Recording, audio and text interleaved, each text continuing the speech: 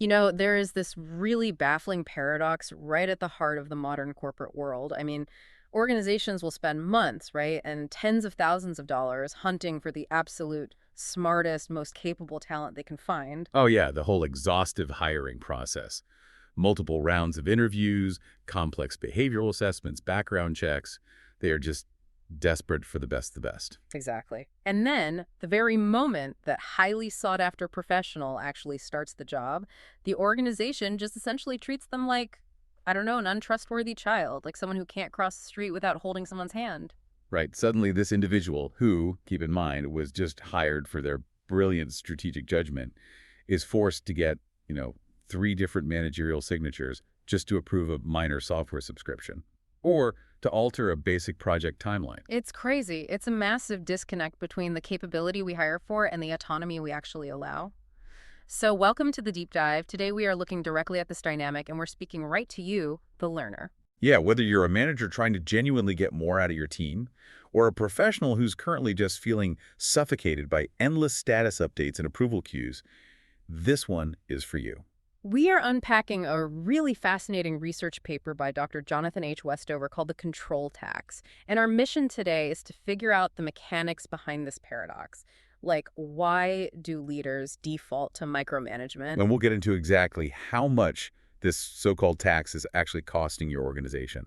Plus, we're going to look at structural frameworks you could use to transition from a culture of constant surveillance to one of actual, trust-based design. So, to start us off, what is the control tax? Because it's not a literal tax, right? Right. What's fascinating here is that the control tax isn't a financial levy in the traditional sense, though it absolutely impacts the bottom line. It's really the cumulative organizational and human cost of managing highly capable employees through bottlenecks. Like the procedural overreach and endless oversight we were just talking about. Exactly. The paper's central argument is pretty profound. It says that control is not the opposite of accountability. Very often, control is just a lazy substitute for the much harder work of designing an environment that actually relies on professional judgment. Okay, let's unpack this. Let's look at the root cause. Because if you ask most leaders, they will absolutely insist that they want to empower their teams. I mean, they proudly put "we hire for judgment" on their career pages. All the time. It's the ultimate corporate buzz phrase. So what are the actual mechanisms driving them to build environments that actively punish the exercise of that very judgment? Well, the paper identifies 4 main psychological and structural drivers. The first one is basically anxiety under uncertainty. Makes sense. When things get scary, people grip the steering wheel tighter. Right, especially during periods of economic stress or market volatility. The human reflex is just to grasp for control. Leaders ask for, more reports, more dashboards, more reassurance. And it's not because the data actually improves the work, right? It's just to soothe their own anxiety. Precisely. Now, the second driver is what the paper calls the muscle memory of doers. If you think about how corporate promotion works, many senior leaders reach their positions because they were exceptional individual contributors. So their instinct, which they've honed over decades, is just to do the work themselves. Yeah, and when they become senior leaders, they really struggle to transition from being a doer to being a designer of environments where others do the work. That's such a trap. They're relying on the exact tactical skills that won them the promotion, but they're totally failing to realize that the new job requires an entirely different systemic skill set. That is the absolute core of the issue. The third driver is this fascinating concept called control debt. Controlled debt? Wait, what is that? Like technical debt, but for rules? Basically, yeah, it stems from misaligned governance and risk frameworks.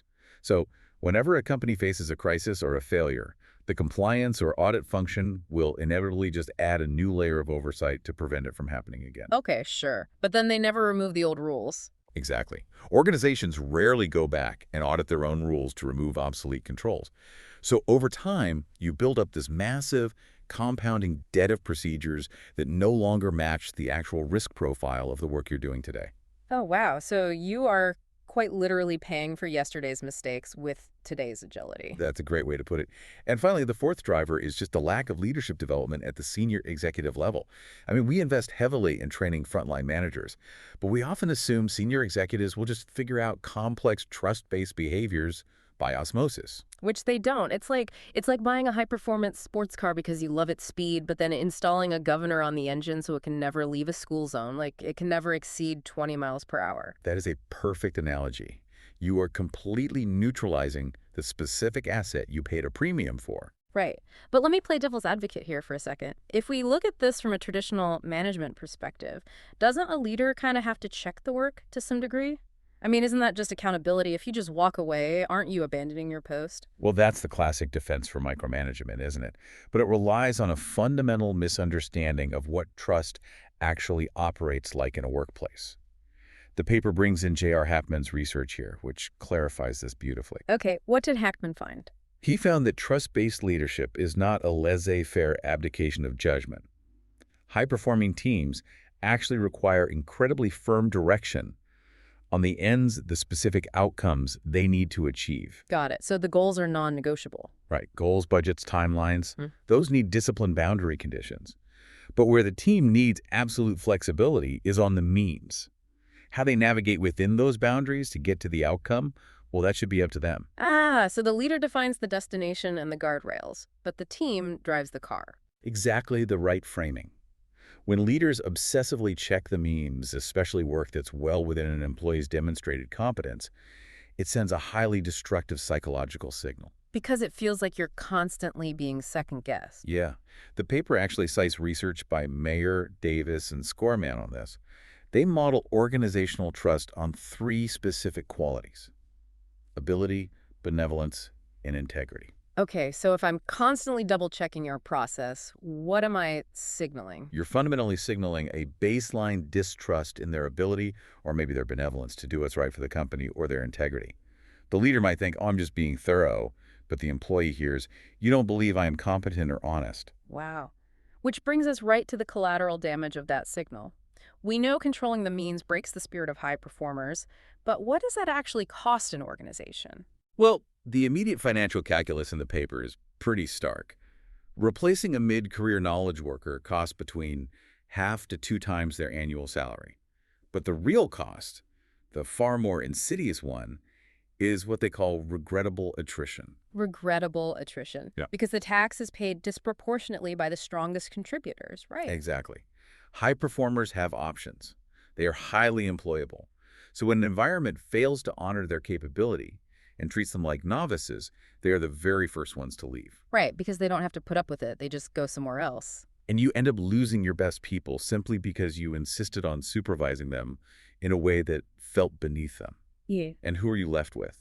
The employees willing to tolerate being micromanaged. Which usually means the ones who lack the initiative you desperately need in the first place. But wait, people rarely just quit on day 2, right? There's usually a long, agonizing middle phase where they're still drawing a paycheck, but they've essentially given up. Oh, absolutely. And William Kahn's research gets right to the mechanics of this phase. He calls it quiet adjustment downward. Quiet adjustment downward. I like that phrase. How does that play out? It's really striking. So long before someone formally quits, they just withdraw their discretionary effort. There's this initial phase of confusion when a capable new hire realizes, how many approvals it takes to execute a simple task. They're like, wait, I have to get 3 signatures for a $50 software charge. Right. And at first, they might try to comply. They burn all their energy producing status artifacts, memos, slide decks, alignment meetings, instead of doing real value-creating work. But humans are wired to conserve energy. So they just stop trying. Yeah, they realize that proposing any new innovation will just trigger an exhausting, weeks-long string of approval conversations. So they quiet it down, they stop volunteering ideas, they just do the bare minimum to avoid the friction. I mean, if you're listening to this, you have likely felt this exact friction. Have you ever drafted a proposal to improve a process, looked at it, thought about the 6 committee meetings it would take to get it approved, and then just hit delete? That deleted draft is the control tax in action. So what does this all mean for the company's bottom line, beyond just the hiring costs? What are the downstream effects of having a company full of people who have quietly adjusted downward? The downstream effects are severe. Operationally, you suffer from incredibly slow decision-making. If every minor decision has to travel up the chain, the organization literally moves at the speed of the most overloaded executive's inbox. Right. Agility just vanishes completely. And then second, you see a massive suppression of innovation. The paper roots this deeply in self-determination theory by Deci and Ryan. Oh, I'm familiar with that. The three psychological needs, right? Yes, humans need three things to sustain intrinsic motivation: autonomy, competence, and relatedness. Control-heavy management directly destroys autonomy and signals a lack of competence. Leaving you with just relatedness, which is basically, do you like chatting with your coworkers? Exactly. And relatedness alone is almost never enough to keep top-tier talent from responding to a recruiter's message on LinkedIn. That makes total sense. Okay, so we've diagnosed the disease, and the symptoms are glaringly obvious in most modern offices.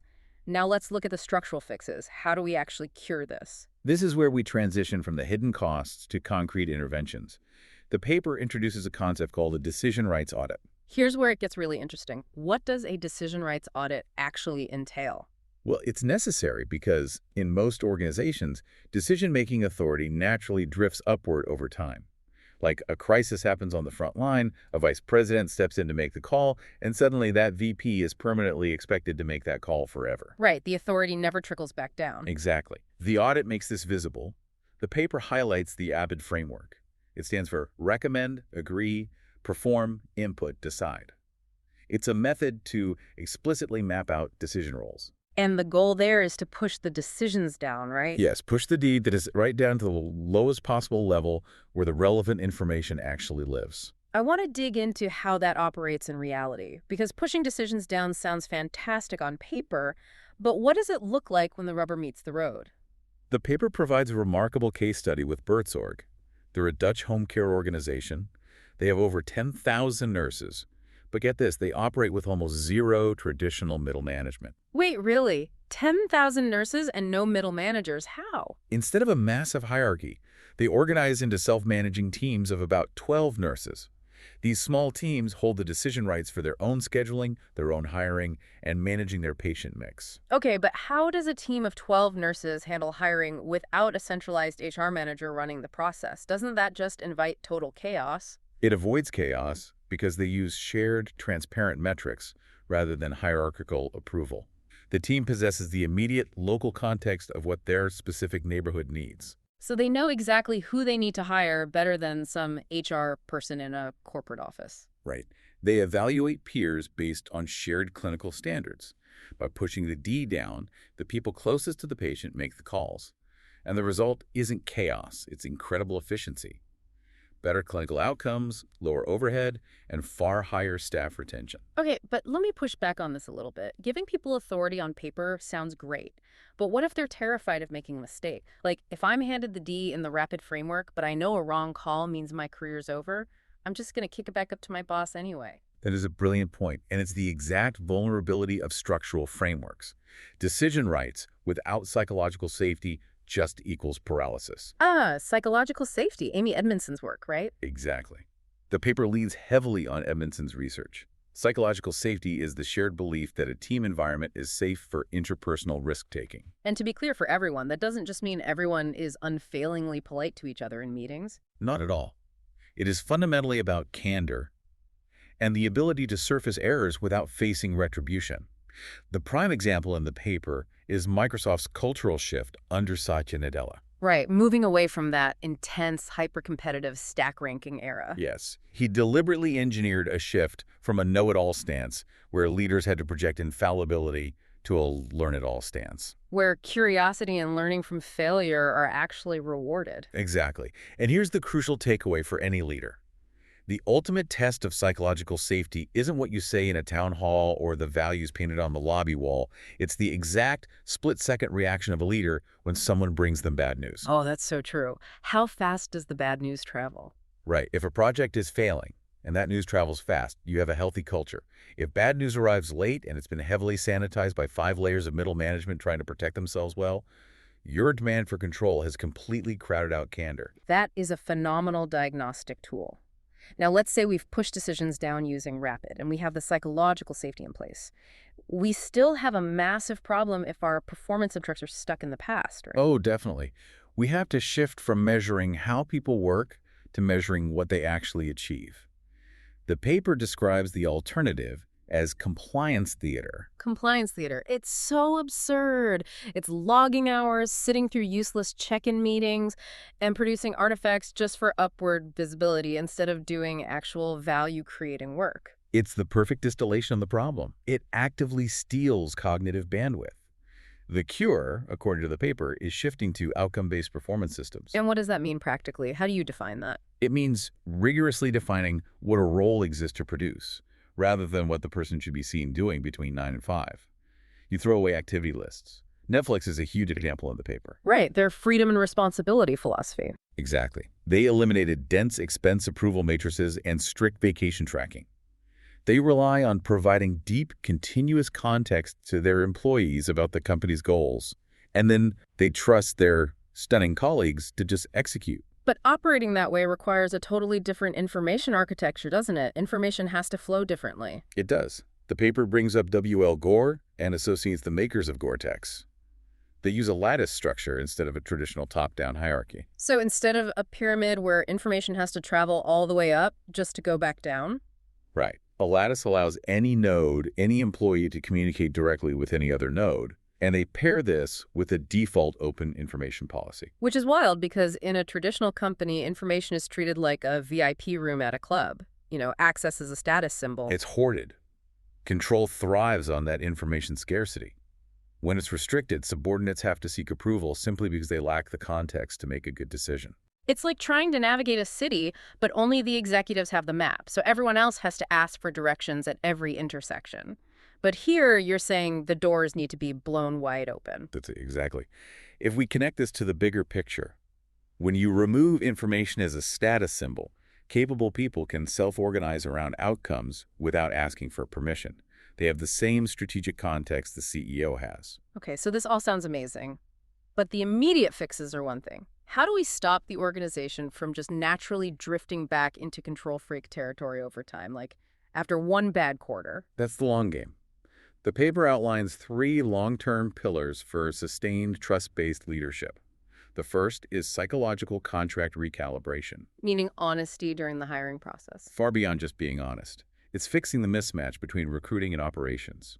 Don't promise extreme autonomy if the reality is they'll spend 6 months waiting for IT to approve their tools. Yeah, that breaches the contract on day one. What's the second pillar? Distributed leadership architectures.